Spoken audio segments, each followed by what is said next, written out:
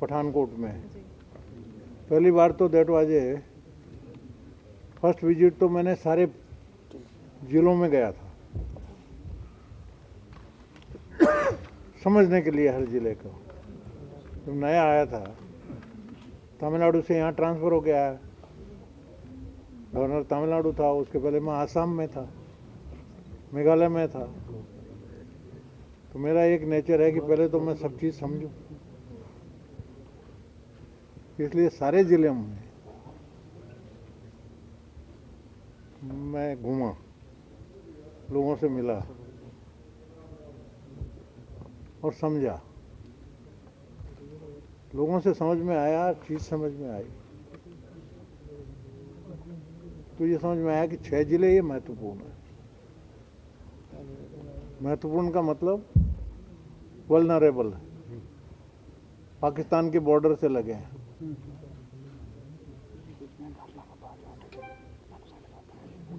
और उसके बाद में मेरे एकदम officially, strictly official, this is the 3rd meeting. 2 दौरे खाली जान पहचान मुलाकात के लिए, समझने के लिए। तब चिंता बढ़ी।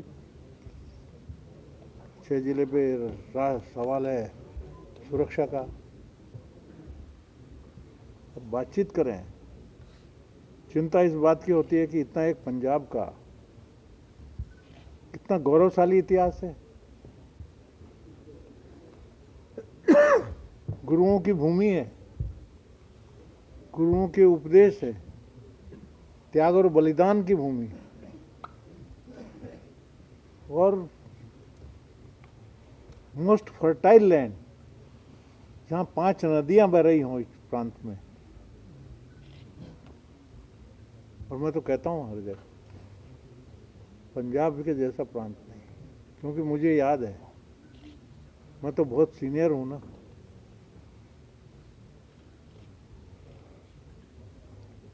उस जमाने में हमारे पास गेहूं सफिशिएंट नहीं था। देश जब स्वतंत्र हुआ 4-5 साल में, perhaps most of you were not born that time, हमने वो देखा है। अमेरिका से गेहूं इंपोर्ट लिया, रोटन क्वालिटी का आता था, लाल रंग का था, मैंने रोटियां खाई हैं उसकी, चमड़े के जैसी रोटी बनती थी उसकी। वहाँ से आज परिस्थिति ऐसी है, उस समय जनसंख्या कितनी थी हमारी? 40 करोड़ रही होगी, इसके ऊपर नहीं थी। और आज 135 करोड़ की जनसंख्या है, अनाज के भंडार भरे पड़े हैं, बल्कि हम एक्सपोर्ट करते हैं दूसरे प्रांतों में भी, इतनी जनसंख्या के लिए सफिशिएंट अनाज होने के बाद में। और मैं मानता हूँ इसमें ये आज की परिस्थिति में सब पंजाब का योगदान कम नहीं है, पंजाब का बड़ा योगदान है। तो चिंता का विषय क्या है? मैं तो जाता हूँ सब जगह, लुधियाना, जालंधर, पटियाला, उधर में सभी जगह में कोई न कोई बहाने से, कोई कार्यक्रम से जाता हूँ तो मुलाकात होती है। अमृतसर भी आया हूँ, पहले भी आया हूँ, अमृतसर की भी रिपोर्ट आती है, लोग सब मिलते हैं, चिंता होती है। खाली एडल्ट्स का सवाल नहीं है, ड्रग्स स्कूलों में घुस गई, बच्चे एडिक्ट हो रहे हैं, पेरेंट्स अपने को ऐसा समझते हैं, ऐसा है महसूस कर रहे हैं। कुछ बच्चे तो यहाँ तक इतने एडिक्ट हो जाते हैं कि घर में चोरी करने लग जाते हैं। ऐसी भी शिकायतें आ रही हैं, एक नहीं कई शिकायतें। माफिया गैंग के चंगुल में फंस जाते हैं, माफिया हावी हुए हैं। परिस्थिति ये हो गई कि गांव में यदि हम जाएं, गाँव वाले बोलते हैं साहब जैसे जनरल स्टोर पे सामान मिलता है वैसे दवाई यहाँ ड्रग्स मिलते हैं कहीं भी। पुलिस को मालूम नहीं होगा, पर गांव वाले तो सब जानते हैं ना। मेरे दौरे का उद्देश्य मैं ना आपको बताता हूँ, किसी पे दोषारोपण करना नहीं है, परंतु सिचुएशन के हालात जनता को समझाना, जागृत करना। ये मामूली साधारण स्मगलिंग वगैरह की चीज़ नहीं है। आई थिंक पूरी बॉर्डर से at a very mass scale तो ये स्मगलिंग हो रही, जो कि परकोलेट पूरे पंजाब में है, पंजाब के बाहर भी जा रही है, अन्य प्रांतों से भी। वैसे मैं तारीफ करूंगा प्रशासन की इस मामले में, उसमें बीएसएफ भी की तारीफ करेंगे, केंद्र की भी मिली हुई है,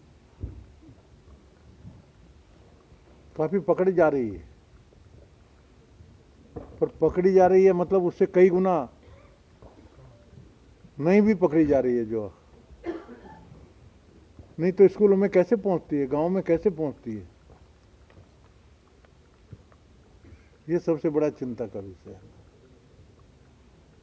थानों को मजबूत करने की जरूरत है। स्मगलर सभी जानते हैं।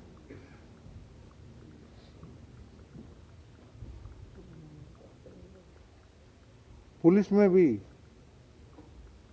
ड्रग्स फैली है ना, अखबारों में आया है।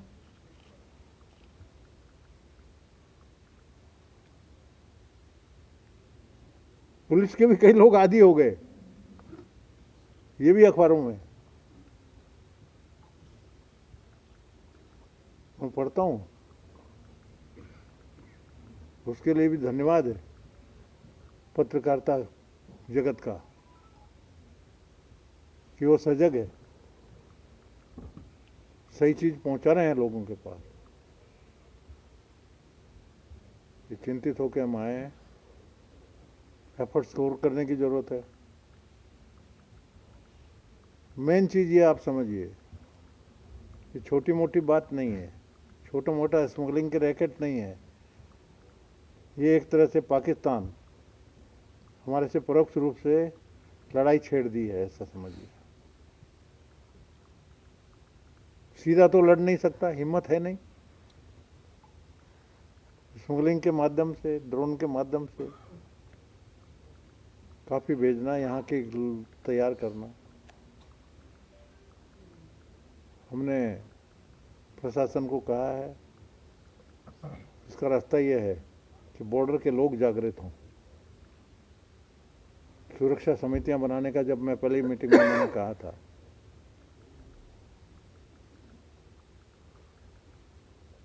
हमारे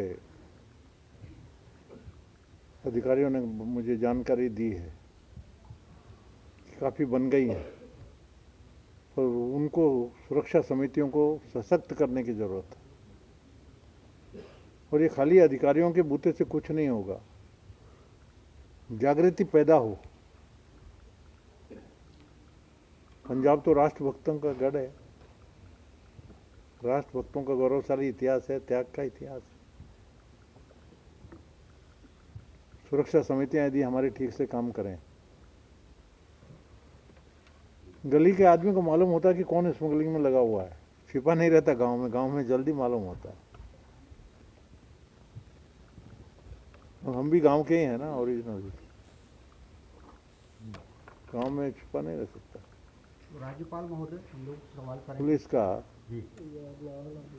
तो मेन जागृति हो, और उसके लिए मेरी आपसे अपील है, पत्रकार जगत का बहुत बड़ा, बहुत कुछ कर सकता है।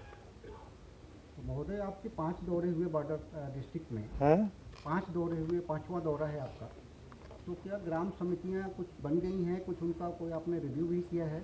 और दूसरी बात, क्या आप यहाँ पे कुछ जो सरपंच हैं बॉर्डर एरिया में, वो कितने आए हैं, क्या उनकी भी बात आप सुनते हैं, इंटरेक्ट करते हैं, या आप केवल अपनी बात उनको बता रहे हैं?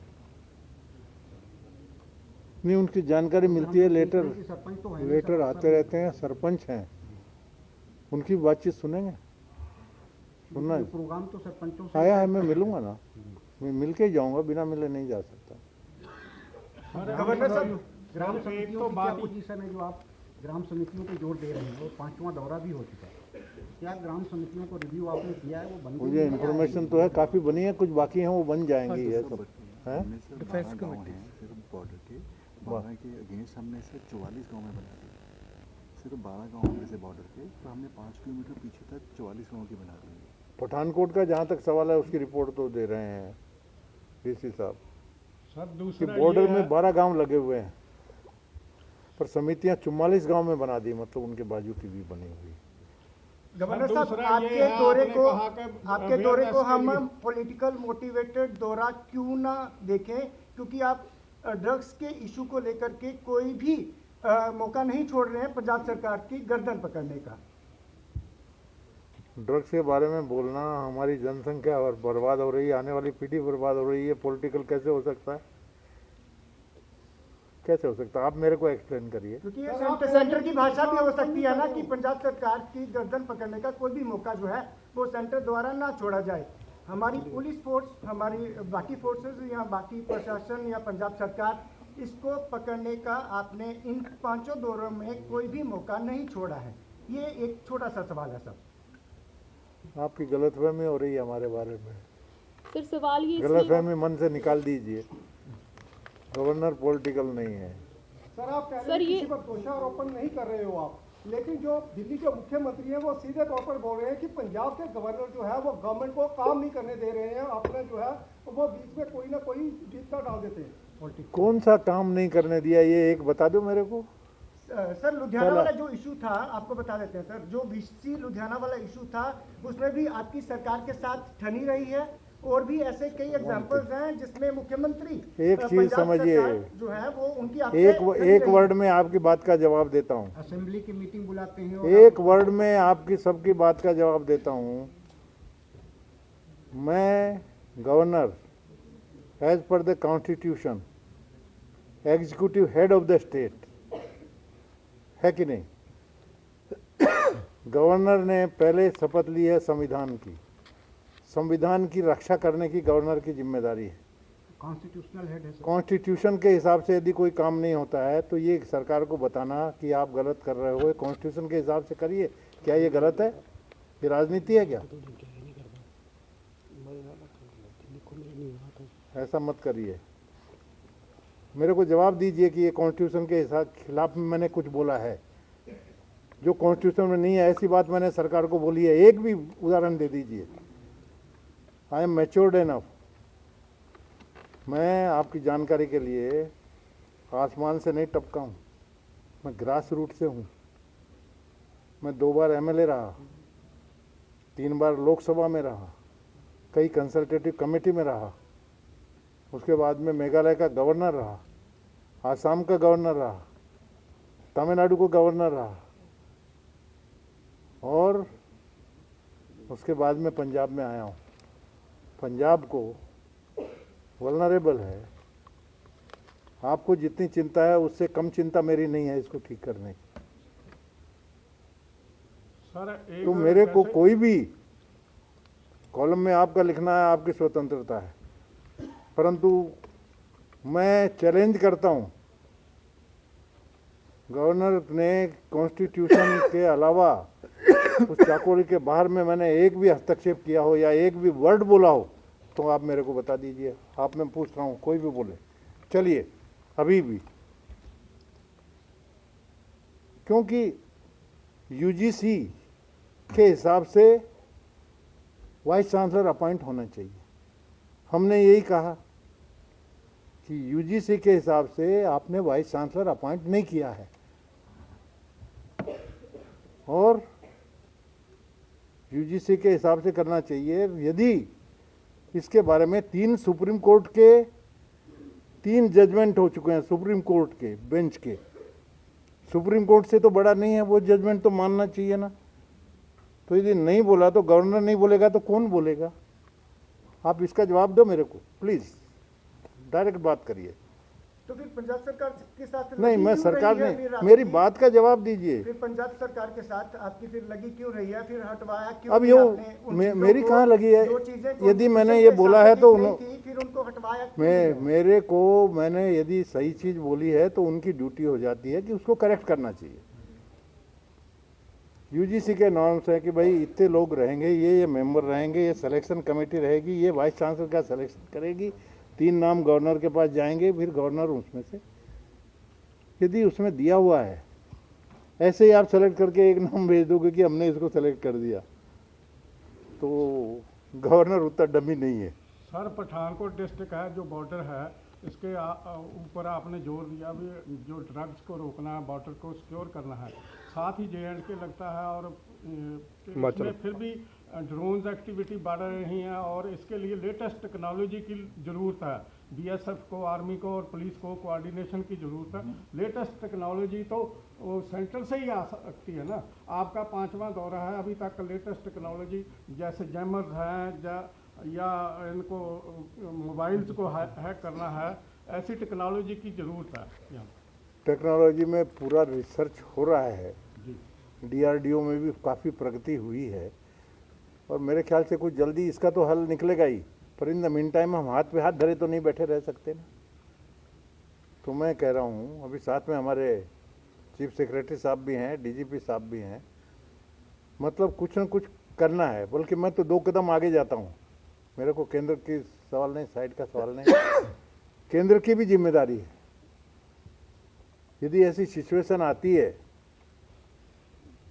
जहाँ पर इतना बड़ा पाकिस्तान परोक्ष रूप से जब हमला कर रहा है, पाकिस्तान की सह के बिना तो हो नहीं सकता, गवर्नमेंट तो कर रहा है, तो उसमें यदि पंजाब सरकार कुछ कम पड़ रही है, ओपनली बोले ना, मांगे केंद्र के पास। चीफ मिनिस्टर का बातचीत सबसे है, हमारे चीफ मिनिस्टर की होम मिनिस्टर से भी बातचीत है, प्राइम मिनिस्टर से भी बातचीत है, मिलते हैं, यदि है तो करें बॉर्डर को और मजबूत करने के लिए। लेकिन सर ये जो स्थिति आप देखिए, ये काम में आने का मतलब है एक तो फीडबैक लेना, एक जानकारी हासिल करना। पेपर में पढ़ता ही हूँ, सेक्रेटरी से आके DCP साहब से भी मैं रिपोर्ट ले रहा हूँ, SSP साहब से भी मेरी बातचीत हो रही है, report I am getting the spot पे आके रिपोर्ट ले रहा हूँ। परंतु मेरी आपसे अपील है, प्रेस कॉन्फ्रेंस लेने की मेरे को ज़रूरत नहीं है, पब्लिसिटी के लिए नहीं ले रहा हूँ क्योंकि IMM कम होता है तभी लग रहा है ना इन लोगों को। मैं साहब का सवाल ठीक है कि सरपंचों से अगर आपका इंटरेक्शन नहीं हुआ है तो ये रिपोर्ट्स फिर आपके पास कहाँ से आ जाती हैं कि बच्चों में ड्रग्स स्कूलों में जा रहा है?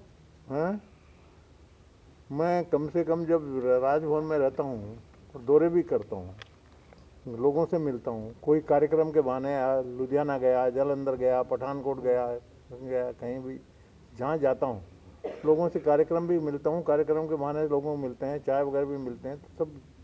दूसरा, I am from the education field, पत्रकार भी हूँ, आज से नहीं 78 से पेपर शुरू किया, कितने साल हो गए, 78 से 22 साल तो वो हो गए, 22 साल के बाद में 22 साल ये हो गए, 44 साल में गवर्नर 6 साल के छोड़ दो, 38 साल में पत्रकारिता ही की है ना, ग्रूम किया है मैंने, कम से कम इतना ग्रूम किया है नागपुर में। मैं बहुत चेंज हो गई जर्नलिज्म। जनरेशन है ना, आप तो हमारे ग्रैंड चिल्ड्रन के एज के लोग हैं, ये तो ग्रैंड चिल्ड्रन।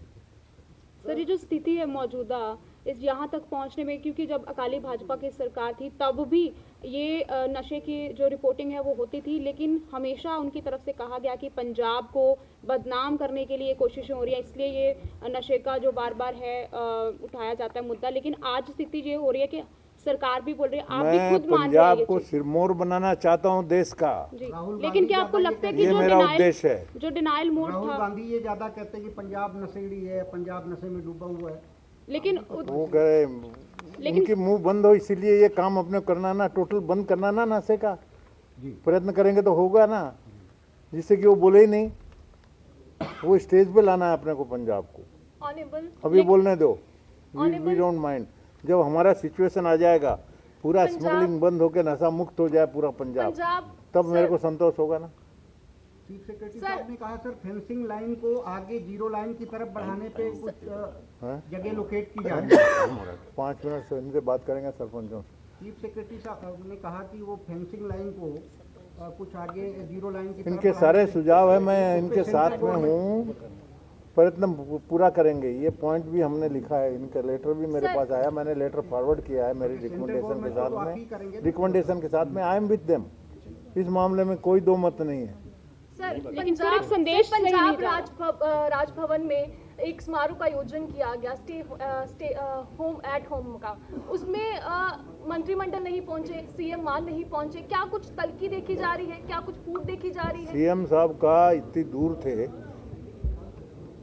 हेलीकॉप्टर अवेलेबल नहीं था, गाड़ी से आके पहुंच नहीं सकते थे वापस दूसरे प्रोग्राम लेकिन के जब आपने लिए। विधानसभा सत्र का ब्यौरा तो मांगा, मेरे से उनकी बात हो उन्होंने गई। नाराजगी जताई। वो आने के क्या लिए कुछ फूट चल रही है आपस में? उन्होंने पहले कंसेंट दी थी, आने वाले थे, पर उन्होंने बताया कि ऐसी ऐसी सिचुएशन में ऐसे प्रोग्राम में लेकिन आपने विधानसभा सत्र का जब ब्यौरा मांगा तो वो नाराज क्यों हो गए? क्या आपस में कोई फूट चल रही है आपस में? किसमें नाराज हो गए? जब विधानसभा सत्र का आपके द्वारा राज्यपाल के द्वारा ब्यौरा मांगा गया, तब उन्होंने एक ट्वीट कर नाराजगी जताई कि ये तो हद हो गई। मुंह से निकल गया होगा, अपन छोटी छोटी बात करते हैं। सर वो सरपंच थोड़ा मिलना चाहते हैं। माननीय राज्यपाल जी उन्होंने